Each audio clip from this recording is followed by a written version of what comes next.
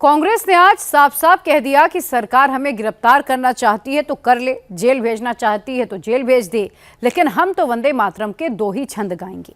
कांग्रेस अध्यक्ष मल्लिकार्जुन खड़गे ने कहा कि हम 90 साल से जितना वंदे मातरम गा रहे हैं उतना ही गाएंगे। संसद ने वंदे मातरम के 6 छंद को राष्ट्रगीत माना है। वंदे मातरम का अपमान करने पर जेल का प्रावधान भी किया है। राष्ट्रपति के दस्तखत से ये कानून बन चुका है। फिर भी कांग्रेस ने जिद ठान ली है कि बीजेपी इसे मुस्लिम लीग वाली सोच बता रही है। आने वाले चुनावों में कांग्रेस को इस पाप की सजा देने की बात कह रही है।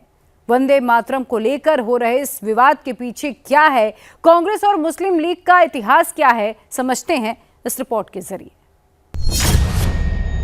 क्या कांग्रेस 90 साल बाद भी जिन्ना को खुश करने में लगी है?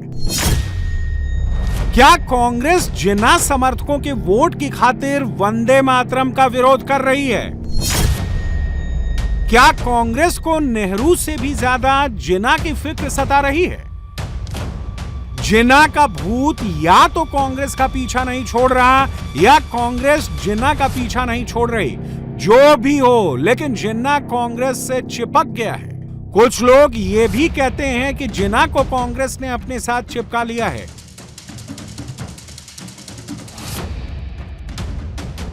जिन्ना जमात को खुश करने के लिए कांग्रेस का वंदे मातरम विरोध नेक्स्ट लेवल तक पहुंच गया है।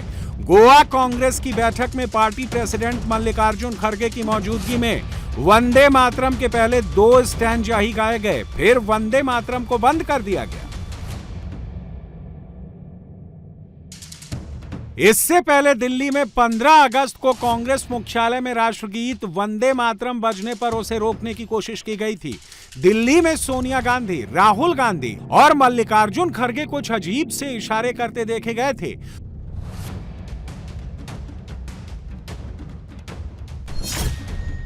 कांग्रेस जब फंसने लगी तो किसी ने कहा कि सोनिया गांधी खड़गे के लिए कुर्सी मंगवा रही थी। कोई कहने लगा सोनिया खड़गे के लिए पानी मंगवा रही थी। किसी ने कहा सोनिया को पूरा वंदे मातरम गाने पर आपत्ति थी। मॉनसून सत्र के आखिरी दिन यानी 13 अगस्त तक कांग्रेस बराबरी पर दिख रही थी।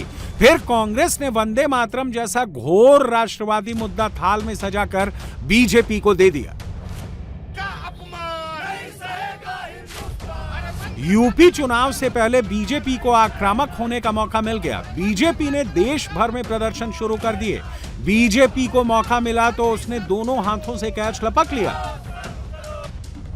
वंदे मातरम पर नरेंद्र मोदी को नई लाइन बताने की जरूरत नहीं है। मोदी की लाइन पहले से तय है। आजादी की लड़ाई में वंदे मातरम की भावना ने पूरे राष्ट्र को प्रकाशित किया था, लेकिन दुर्भाग्य से 1937 में वंदे मातरम के महत्वपूर्ण पदों को, उसकी आत्मा के एक हिस्से को अलग कर दिया गया था। वंदे मातरम को तोड़ दिया गया था, उसके टुकड़े किए गए थे। वंदे मातरम के इस विभाजन ने देश के विभाजन के बीज भी बो दिए थे। राष्ट्र निर्माण का ये महामंत्र, इसके साथ ये अन्याय क्यों हुआ, ये आज की पीढ़ी को भी जानना जरूरी है, क्योंकि वही विभाजनकारी सोच देश के लिए आज भी चुनौती बनी हुई है। वंदे मातरम पर बीजेपी अपनी लाइन 1 इंच भी नहीं बदलेगी। सवाल कांग्रेस का है। कांग्रेस वंदे मातरम पर बैक लाइन क्यों ले रही है? क्या वंदे मातरम पर जो बवाल है उसके पीछे बस वोट बैंक का ख्याल है? खुद खड़गे ने कह दिया है कांग्रेसी अब जब भी वंदे मातरम बजाएंगे वो अधूरा ही गाएंगे। जो महात्मा गांधी जी वंदे मातरम गाते वही मैं गाया, जो जवाहरलाल नेहरू गाए थे वही गा। अब तक 18 साल तक उन्होंने जो गाया एज ए उनकी सेंट्रल गवर्नमेंट, वाजपेयी ने जो गाया वही गाया मैं, और 12 साल तक इन्होंने चीफ मिनिस्टर होकर अब तक जो गाया वही वंदे मातरम गाया। अगर ये गुनाह है तो उन्होंने 18 साल से गुनाह कर रहे हैं। अगर यही गुनाह है तो गांधी जी के ऊपर केस डालो, यही गुनाह है तो नेहरू जी के ऊपर डालो, यही गुनाह है तो वल्लभ भाई पटेल के ऊपर।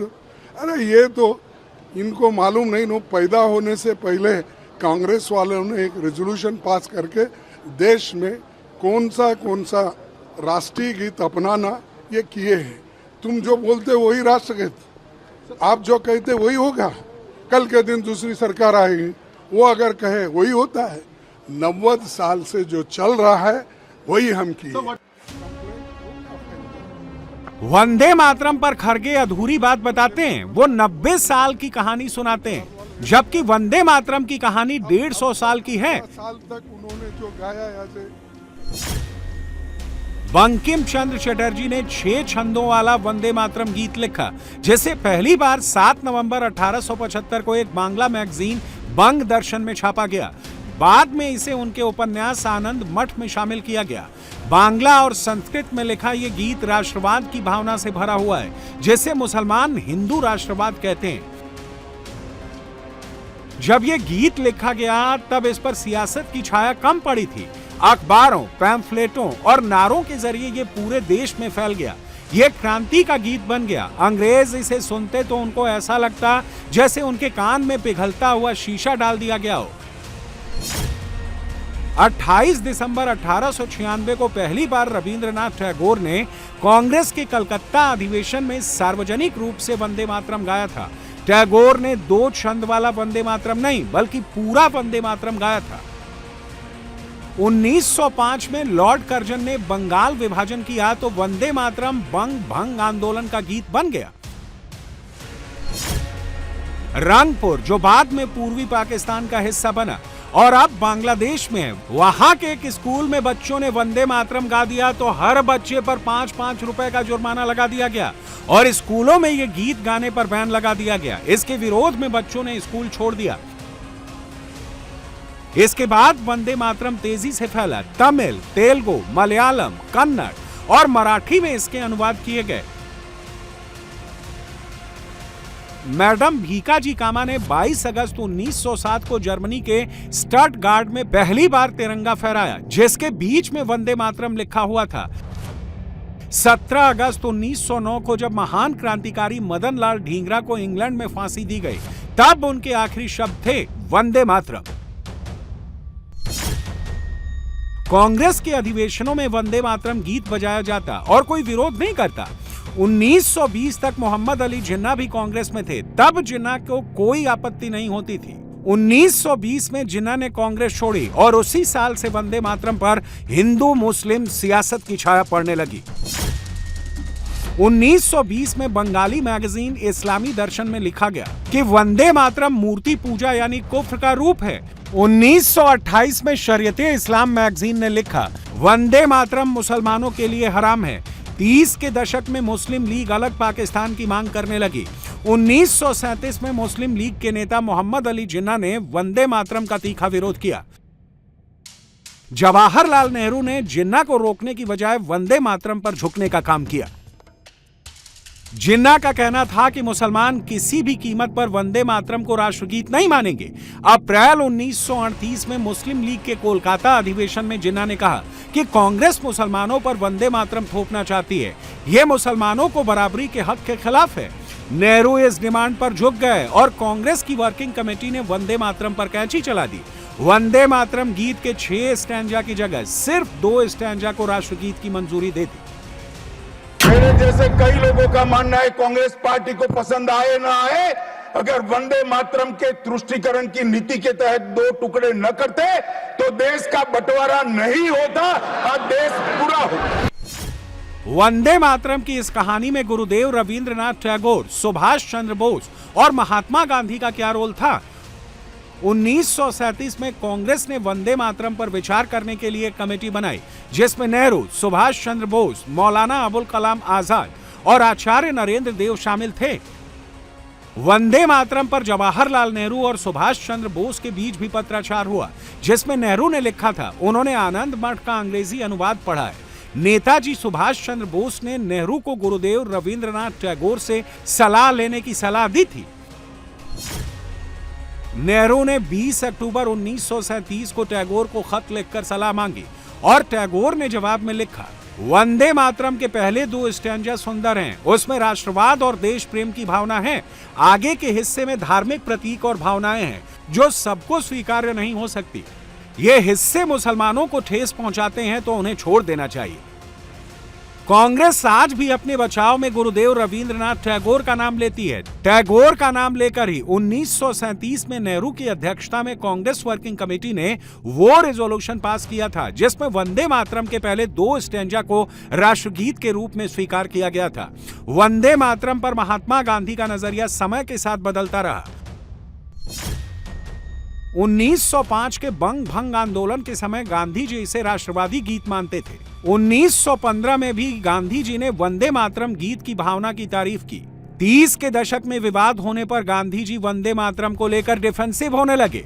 1940 में हरिजन में उन्होंने लिखा कि वो कभी नहीं चाहेंगे वंदे मातरम को लेकर कोई झगड़ा हो। 1947 में कलकत्ता की एक प्रार्थना सभा में महात्मा गांधी ने इसकी तुलना अल्लाह अकबर से की, जिससे वहां के हिंदू नाराज हो गए।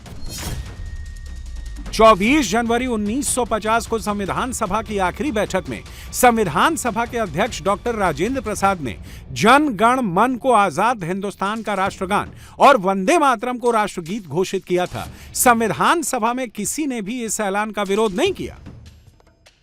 1950 के बाद अगले 75 साल तक वंदे मातरम के 2 स्टैंजा ही गाए जाते रहे, मगर अब संसद ने कानून बना दिया है 6 स्टैंजा वाले वंदे मातरम गाना कानूनी रूप से जरूरी है और इसे बीच में रोका भी नहीं जा सकता। कांग्रेस यहीं पर सियासी चैलेंज ले रही है। अरे मैं जब एमएलए बना था,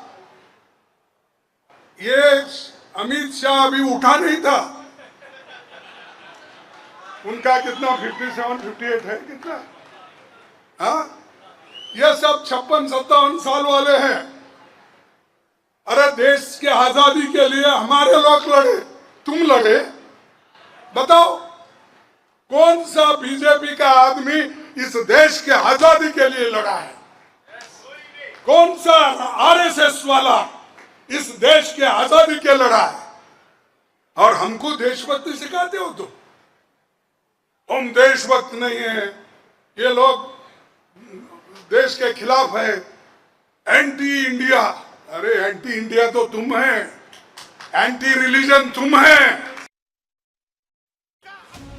बीजेपी ने तय कर लिया है कि वंदे मातरम पर अब वो फ्रंट फुट पर खेलेगी और कांग्रेस को बैक फुट पर रखेगी। बीजेपी के लिए ये हिंदू राष्ट्रवाद का सवाल है, इस पर वो ऑफेंसिव भी खेलेगी। सोनिया जी, 140 करोड़ की जनता आपको देख रही है। आपके द्वारा किया गया ये पाप इस देश की जनता कभी माफ नहीं करेगी, कभी माफ नहीं करेगी। कांग्रेसियों को शर्म आनी चाहिए, और जरा भी शर्म बची है तो 2 हाथ जोड़कर बंकिम बाबू की अमर आत्मा से और देश की जनता से माफी मांगनी चाहिए। वंदे मातरम की राष्ट्रवादी पिच पर देश में अमित शाह और उत्तर प्रदेश में योगी आदित्यनाथ खुलकर बैटिंग करेंगे। यूपी में जिन्ना और गन्ना वैसे भी योगी के प्रिय सब्जेक्ट हैं।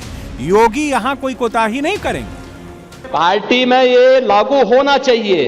जैसे हम कह सकते हैं कि भारतीय जनता पार्टी के हर कार्यक्रम में वंदे मातरम का कोई अपमान नहीं कर सकता है, ऐसे कांग्रेस को भी डंके की चोट पे कहना चाहिए, और जो व्यक्ति वंदे मातरम का विरोध करता है कान पकड़ करके उसको धक्का देकर के बाहर करना चाहिए।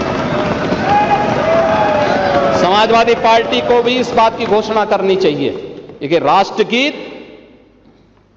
जिसको 150 वर्ष हो रहे हैं, वंदे मातरम का जो विरोध करेगा वो वहीं जाए जहां पर उसको ये विरोध के स्वर दिखाई देते हों। हिंदुस्तान की धरती पे तो नहीं उसको रहने का कोई अधिकार मिलना चाहिए। वंदे मातरम यूपी में योगी आदित्यनाथ के 80-20 वाले फॉर्मूले के साथ साथ चलता है। 80 में वंदे मातरम गाने वाले और 20 में वंदे मातरम का विरोध करने वाले।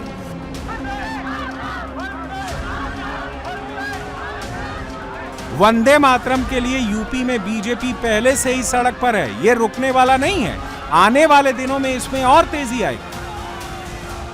वंदे मातरम जो है वो भारत की चेतना का जो है, मैं कलाकार होने के नाते मैं समझ सकती हूँ कि एक कला का, एक कविता का क्या प्रभाव होता है जनमानस पे, लेकिन उसका एक इतना उससे चिढ़ना, इतनी नफरत, और वो भी इतना उन्होंने कैमरा की ना प्रभाव करके उसको बंद कराने के लिए, जैसे मानो मैं कहूँगी कि इस तरह से उनमें तड़पन होने लगी कि जैसे कोई, मैं तो कहूँगी कि पाकिस्तान के लोग भी इतना नहीं तड़पते हैं जितना कि वो लोग अपने, तो देख के अभी तो खैर पूरे हंसी का पात्र पूरे देश में बन गए हैं। लेकिन कांग्रेस जो है, मैं कहीं ना कहीं कहूँगी कि बीजेपी विरोधी बनते बनते अब देश विरोधी बन चुकी है। कांग्रेस ने गलत समय पर गलत मुद्दा चुन लिया है। राहुल गांधी की पार्टी अगर वंदे मातरम का विरोध करके यूपी चुनाव में उतरने की सोच रही है तो इसमें योगी का कुछ नहीं जाता, समाजवादी पार्टी का घाटा ही घाटा। अखिलेश यादव की पार्टी वंदे मातरम पर सन्नाटे में है। सपा में आदेश निकल गया है, वंदे मातरम पर कोई कुछ नहीं बोलेगा। दूसरी तरफ बीजेपी जमकर बोल रही है। हमको लगा कि 15 अगस्त को कांग्रेस के मुख्यालय में जिस तरह का एम्बैरेसिंग इवेंट हुआ, जो सोनिया जी को लग रहा था कि वो विरोध कर रही हैं पूरे वंदे मातरम गाने को, और बाद में उनके बौद्धिकता से गुणी मीडिया हेड ने कहा कि कुर्सी खोजी जा रही थी खड़गे साहब के लिए। ये बिल्कुल बकवास था। कल खड़गे साहब जब गोवा गए तो वहां भी पार्टी के कार्यक्रम में 2 स्टांजा ही गाया गया। आज हम पूरे कांग्रेस की मानसिकता पर एक सवाल उठाना चाहते हैं। कांग्रेस अगर इस तरह की हरकत करती है तो कृपा कर करके वो भारत की आजादी आंदोलन का एकमात्र ठेका लेने का अपना दम बंद कर दे। बीजेपी के लिए वंदे मातरम का वही स्थान है जो राम मंदिर का है, आर्टिकल 370 का है, यूसीसी का है।